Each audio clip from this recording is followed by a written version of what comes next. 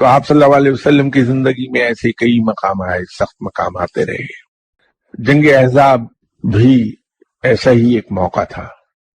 آپ صلی اللہ علیہ وسلم نے اس وقت اللہ کے حضور ایک دعا کی تھی، جو کہ بعد میں صحابہ کرام بھی اسے مشکل وقت میں پڑھتے رہے۔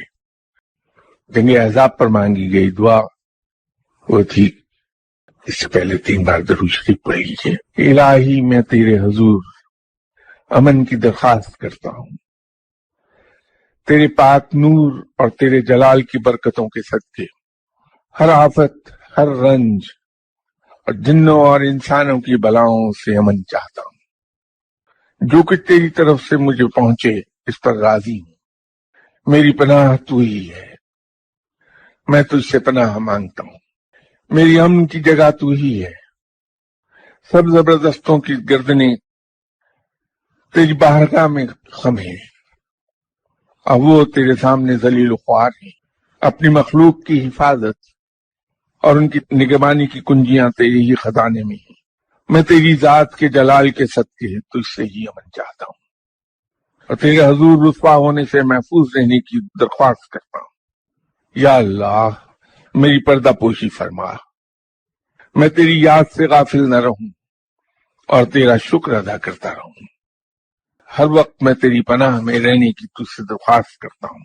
رات کے وقت، دن کے وقت، سوتے وقت، جاگتے وقت، آرام میں، سفر میں، وطن میں تیرا ذکر میرا شعار ہو اور تیری تعریف میرا لباس۔ اے اللہ، تیرے سوا کوئی معبود نہیں، تو پاک ہے۔ تیرے نام کو میں تمام عیوب سے پاک جانتا ہوں۔ اے اللہ، مجھے رسوائی سے پاک رکھ۔ اے اللہ، مجھے رسوائی سے پاک رکھ۔ اپنے عذاب سے اور اپنے بندوں کے شر سے محفوظ رکھ۔ میرے لیے اپنی حفاظت و نگہبانی کے پردے لٹکا دے اور اپنی رحمت کے دروازے مجھ پر کھول دے۔ مجھے غنی فرما دے، مجھے گناہوں کے عذاب سے بچا لے۔ اے اللہ، نیکی سے مجھے مالا مال کر دے۔ تو سب سے زیادہ رحم کرنے والا مہربان ہے۔ اللہم صلی علی سیدنا و مولانا محمد وعلی آل سیدنا و مولانا محمد وبارک وسلم۔ یہ دعا مصائب کے اور ظلم اور ستم کے دور ہونے کے لیے ہر مشکل وقت میں پڑھی جا سکتی ہے۔ اس کو ہم اپنا روز کا معمول بھی بنا سکتے ہیں، اور اس کی فضیلت تو یہ ہے کہ خدا آپ صلی اللہ علیہ وسلم نے یہی دعا مانگی ہے۔